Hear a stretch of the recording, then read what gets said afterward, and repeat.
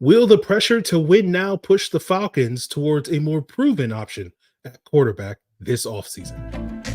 You are Locked On Falcons, your daily Atlanta Falcons podcast. Part of the Locked On Podcast Network, your team every day.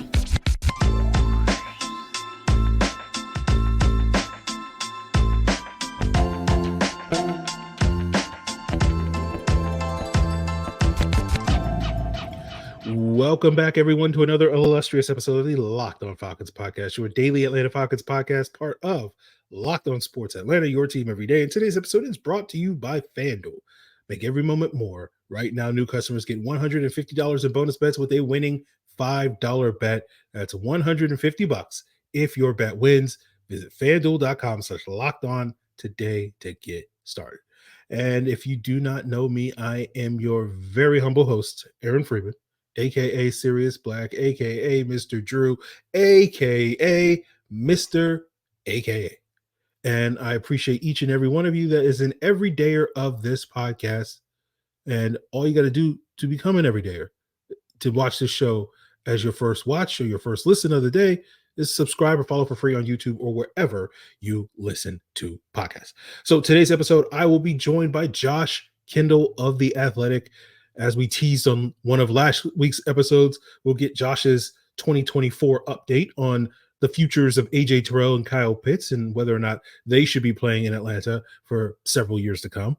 We'll also talk about, that position that everybody cares about, which is a quarterback position, but also we'll talk about what are the offseason priorities for the Atlanta Falcons that they need to address that aren't quarterback related. And we'll also get Josh's thoughts on the Raheem Morris hire, as well as his thoughts on what is the current plan at the quarterback position. And so without further ado, let's jump into that conversation right now with Josh Kendall of The Athletic. Welcome back, everyone, to another illustrious episode of the Locked On Falcons podcast with another illustrious guest. He is none other than Josh Kendall of The Athletic, covering the Atlanta Falcons. And he is going to be here with us talking about what are the Falcons' offseason priorities. But it seems like, Josh, the biggest priority is the quarterback position. And I guess I'll just throw it out there to you. What do you think the Falcons' plan is at the quarterback spot? I think I don't know. I mean, I'm really splitting hairs here. So I want to be clear. I don't know. And none of the options, neither of the two options, they'll keep saying we might make a trade. I don't know that's maybe. So let's just say three. All three options. That's fine. You could convince me of all of that. However, I think that this team needs to win now. I think that their owner believes, their team, their CEO, however involved you think he is or isn't anymore in the day-to-day operations, have pretty clearly stated, we think we are ready to contend at the highest level in 2024. That's why Arthur Blank said they made the move that they did to fire Arthur Smith. So, can you talk yourself into, we've got Jayden Daniels, we're ready to win now? Jayden Daniels looks like a very intriguing prospect and a guy who could be an electric quarterback. But are you going to sell? I mean, you kind of a hard time selling me on the idea that he's a plug-and-play, contend next year guy. Those guys are rare. And Jayden Daniels has got 1 year of really electric film. So, Caleb Williams and Drake May, probably a little more known commodities, and still they're rookies. C.J. Stroud, let's please all remember C.J. Stroud is the exception to the rule of rookie quarterbacks are a roll of the dice at best. So I think they try to get an established guy.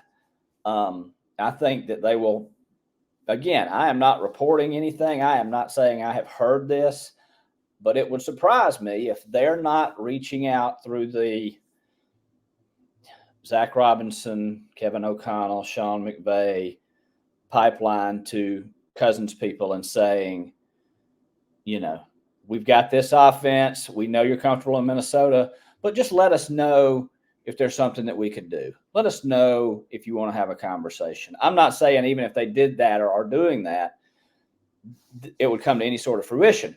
But I think that they would be remiss if they didn't at least reach out when the time came to reach out in that regard.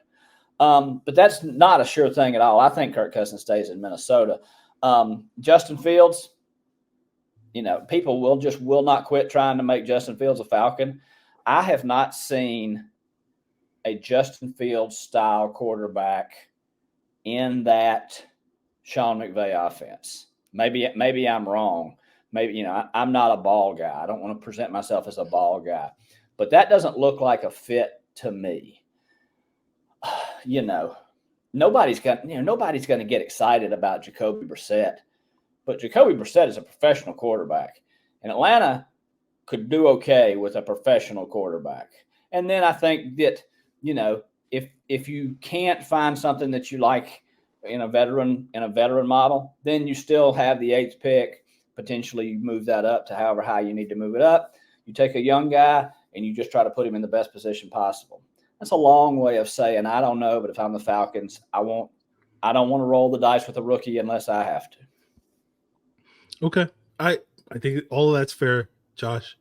I tend to agree with you that there does seem to be pressure to win right away and rolling with an untested rookie, unless it's Caleb Williams or Drake May. And then again, I guess there's going to be a discussion about Jayden Daniels this offseason. Oh, he'll rise. He's gonna look great. He's gonna shoot up the rank. I mean, I'm not sure. We ran a mock draft this week, I think, that had the Falcons taking him at 8. I'm not sure he gets to 8. I mean, I think he is going to test through the roof. He's going to run a really fine time, and it's going to, we know what happens between now and the draft. This is quarterback season. These guys are going to start moving up the board.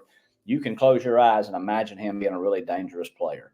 But if you're the Falcons and you really believe you're close to competing, et cetera, et cetera, et cetera, it's a risk. Yeah. So, we'll talk a little bit more about the non-quarterback issues for the Falcons this offseason as we continue today's episode here with Josh Kendall of The Athletic. Now, I went to the grocery store the day of the big game, and it was a pretty big hassle. Long lines. I'm sitting there in the self-checkout aisle with 6 items, mad at myself because I'm like, why am I sitting here waiting in line? I sit here every single day, or not every day, but most days, and talk about DoorDash and all the value it brings to me. And they can pretty much deliver anything I'm looking for. It's the all-in-one app for my everyday needs, whether it's shopping for groceries, getting dinner at restaurants, buying flowers, buying gifts. So, next time, you're impatiently waiting in line at the grocery store, or running low on dinner ideas, or looking for pet supplies, or you just, need a little bit more time, make sure you check out DoorDash. And, they offer so much more than you realize delivered. Get 50% off up to $18 value when you spend $15 or more on your first order. Just download the DoorDash app and enter code LOCK23. Subject to change, terms apply. Again, don't forget that code LOCK23, LOCKED23, for 50% off up to a $10 value on your first order when you download the DoorDash app and enter and spend $15 or more. Subject to change, terms apply.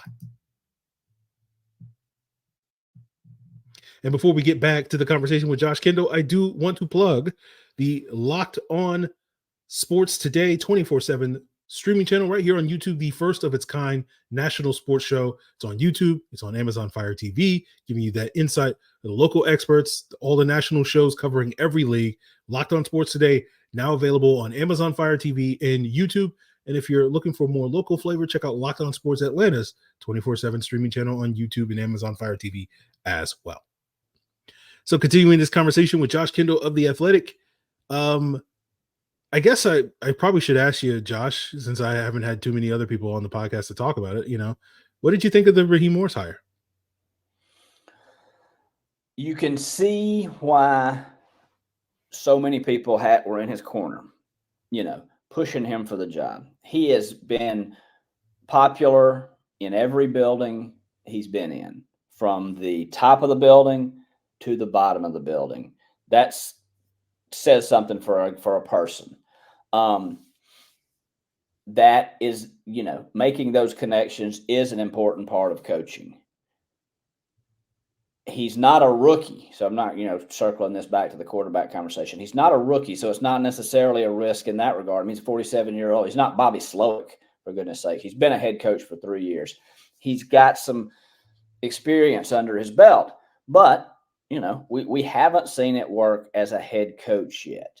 The places that we have seen it work in his coaching, under Sean McVay makes a lot of things work. The Falcons had the good run offensively when he was on that side of the ball in Atlanta, but so was Kyle Shanahan. Kyle Shanahan makes a lot of things work. So now it's time for Raheem Morris to sort of step out of that role and to say, okay, now I'm the guy. I can go do this. I can lead this. I can be different than I was in Tampa. I can learn some lessons from that. And again, I don't mean to be wishy-washy, but I don't want to come on here and tell you I can see the future either. Raheem Morris could absolutely be great. And Raheem Morris could absolutely be not.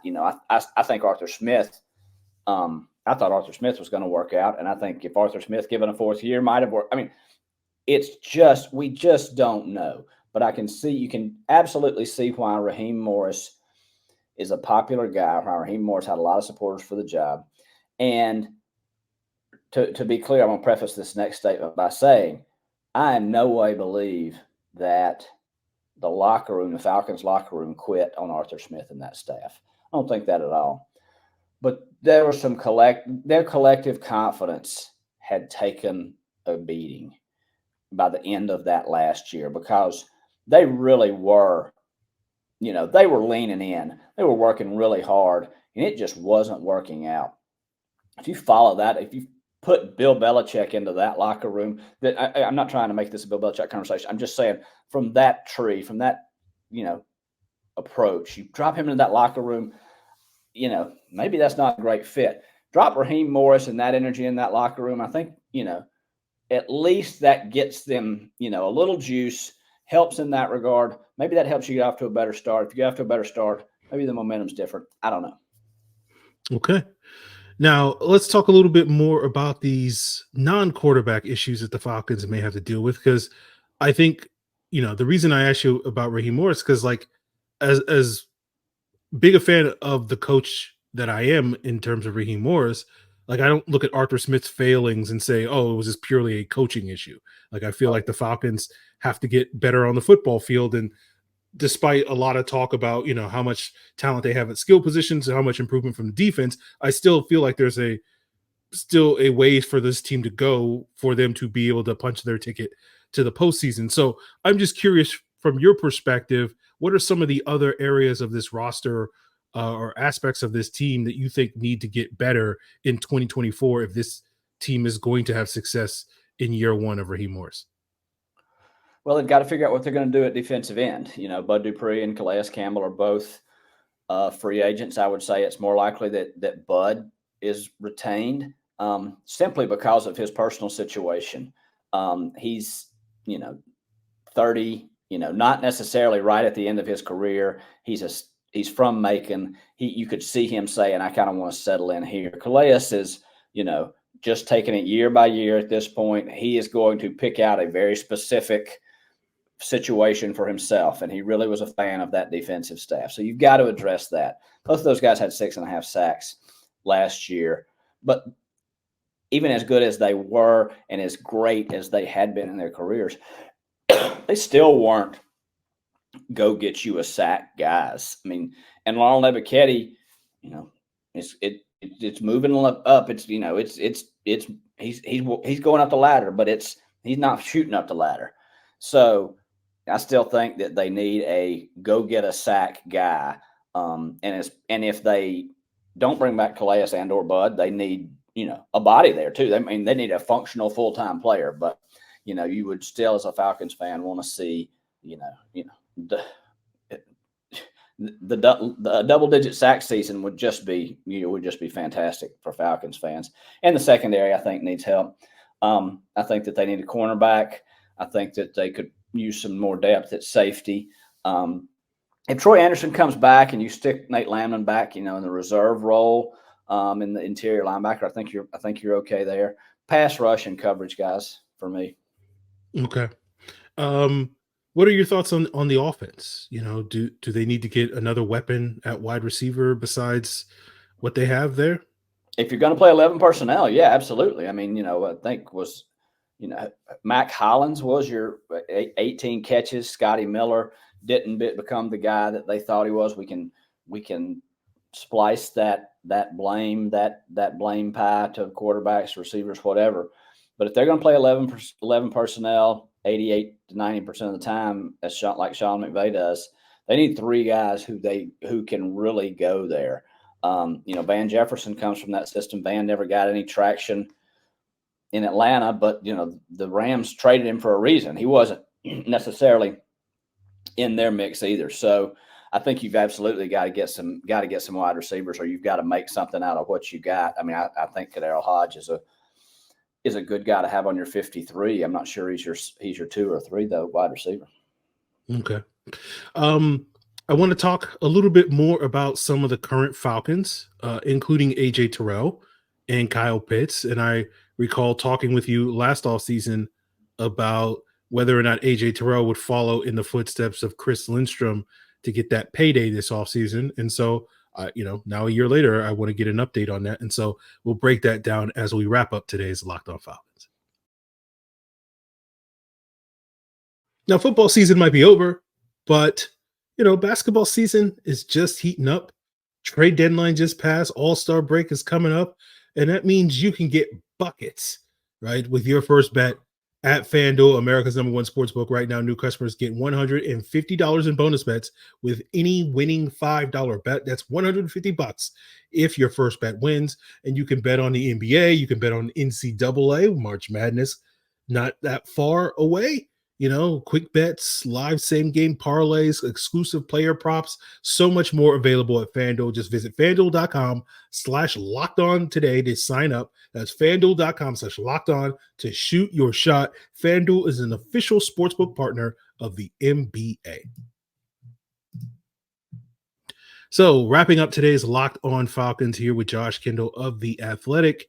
As I mentioned before, Josh was on this podcast, I want to say in March, shortly after Chris Lindstrom got his big payday last offseason. And I asked you, whether or not AJ Terrell was on track to get one potentially this offseason. And you at that time expressed some reservations on whether or not that was sort of a done deal or if we are on that path. And I'm just curious now that if, the trend continues, this is the offseason where you would pay a guy like AJ Terrell going into what would be the fifth year, given that they gave out that 5th-year option last offseason. Are you of the mindset that the Falcons are going to pay AJ Terrell, or is this going to be a situation where they let it play out for another year?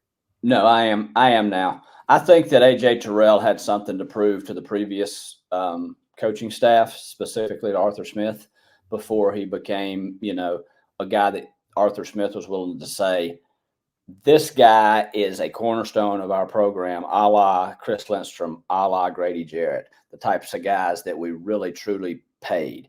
And I could have seen a situation where Arthur Smith said, I love you, but I don't know that if you're that guy that you think you are. So, I'm not saying that would have happened. I'm just saying I thought it was a possibility. I no longer do. You've got a new staff. I think Jerry Gray is a fan of AJ Terrell. And AJ Terrell's a really good player. And I think Raheem Morris comes in. If you're Raheem Morris, you don't come in and let really talented football players go. You say, yeah, you're our guy. You're one of our building blocks. You're a Falcon. We need to build on that. So I definitely think that they get that done this offseason now. Yeah, that makes sense. And the fact that AJ Terrell was here when Raheem Morris was here makes it even easier of a pill to swallow in the sense of unless they really butted heads in that that one season, and you would imagine. I haven't heard any indication of that. Yeah. The other player that I'm curious about his potential contract future is Kyle Pitts, and this is the offseason where the Falcons have to make a decision to exercise that 5th-year option. I've seen projections that say it's about $10.5 million, which seems pretty cheap for a player of Pitts' I guess say potential caliber. But I've said on the podcast before, like in past years with AJ Terrell, with Chris Lindstrom, it was automatic slam dunk, 100% certainty that the Falcons would exercise that 5th year option. I think the number is high for Kyle Pitts, but I don't know if it's 100%. And I'm just curious, do you feel like there's any indications that the Falcons aren't satisfied with what they've gotten from Kyle Pitts to the point that they wouldn't exercise that 5th year option this offseason? I'm with you. I think it's really high. I don't think it's 100%, but I think it's really high. I mean, if he was a wide receiver, we'd be having a whole different conversation because the number would be much different. But $10.5 million, I think that you absolutely pay that. I think that I expect this new regime to sort of lean into star power. And, these are the guys, these are Atlanta guys, these are our guys, these are super talented guys. Watch what we can go do with these types of guys. And I think Kyle Pitts is one of those guys. I think that you expect him to continue to get healthier. If that doesn't happen or that goes in the wrong direction for some reason, maybe we have a different conversation. But I'm with you. I wouldn't guarantee it, but I put it around 95%. I think that they want Kyle Pitts in the building. Yeah. I feel like there's definitely like a 9 in front of that number. Yeah. In terms of the chances that he gets that 5th year option. So we'll see about that, Josh. Any other thoughts on this Falcons offseason, before we duck out of here, or anything you want to plug in terms of what you're working on over at The Athletic? We'll just be, getting into draft stuff. I'm kind of a draft geek. I enjoy it. I feel for Falcons fans, picking 8th again. It's just sort of this psychic reminder that you can't get out of this position that you're in. And I think maybe they do look to trade up if they need a quarterback, because I'm not sure one of those top 3 guys, unless are they in love with Bo Nix? I'm not sure anybody's that in love with Bo Nix. Maybe you get to 8 and trade down. I don't know. But they've got some money to spend, around $25 million right now in salary cap. That number will move. Arthur Blank has said they're going to spend some money. I'll be interested to see what they spend it on. So, it's all about the quarterback. Who is going to be the quarterback, period, the end. You're right, they have different holes. They've got things that, they've got to fill, but none of that really matters. Nobody really cares about that until they figure out who the quarterback is going to be. Yeah, pretty much. Yeah, that's been my thing. It's like they had 2 big issues that they needed to get resolved this offseason: head coach and quarterback. They've got one of those presumably resolved. We'll see what the results are on the field. We'll probably get an answer at the quarterback at some point in the next 2 months. But it doesn't mean that there aren't other issues that this team needs to address. Right. But no one really cares. At the end, as you say, no one really cares about those other issues if you don't check that quarterback box. It just seems like a whole lot of nothing to just basically setting yourself up to be in the same situation that you were at the end of this season, where you're like, hey, we got a pretty decent team, but we don't have a quarterback, and so it's all moot at that point. Everything's downstream from that. Everybody's just sort of holding their breath, and including me to some degree. Okay. Well, Josh, I appreciate you coming on, sharing your insight into AJ Terrell, Kyle Pitts, as well as the Falcons offseason in their quarterback situation. I look forward to our future conversations. We'll have to get together again in March or something when moves are being made. Okay. So, guys, that's going to do it for us here. Appreciate Josh Kendall for joining us on today's episode. We will be back tomorrow, probably with Lauren Cox, the host of Locked On Bears, and the similar conversation that we had with Luke Braun on yesterday's episode, Locked On Vikings host, about Kirk Cousins and his potential availability. We'll have a similar conversation about Justin Fields, and we'll talk about all the rumors that are pointing the Falcons in the direction of Justin Fields, although piggybacking on something that Josh said on today's episode, I tend to be a little bit more skeptical of that. I think people, we'll get into it on tomorrow's episode, but basically I think the media is making the Justin Fields trade talk to be a bigger story than probably what it is. I think they're overrating how robust the market is going to be, but we can get into that on tomorrow's episode with Lauren Cox of Locked On Bears. So continue to make us your first listen by checking us out on YouTube or whatever podcast platform you prefer. And of course, Check out the Locked On Sports Today, Locked On Sports Atlanta 24/7 streaming YouTube channels. Check out Locked On Chiefs, Locked On 49ers to get the real insight into the Super Bowl. I know some of you guys are like, Aaron, what are your thoughts on the Super Bowl? And it's like, you don't really care. It's not as profound as you guys are expecting me. It's a great game. I'm not going to get into it, but like I think people tend to spend way too much time trying to like draw these sort of specific things from the outcome of the Super Bowl. It's one game and people overrate it, in my humble opinion. But anyway, we're not going to get into that on today's episode. So check out Locked On Chiefs, Locked On 49ers. Check out Locked On NFL to get the other latest stories around the NFL. Check out Locked On Vikings, Locked On Bears, Locked On Broncos, all that and more. Locked On NFL Draft, all that here on the Locked On Podcast Network. Your team every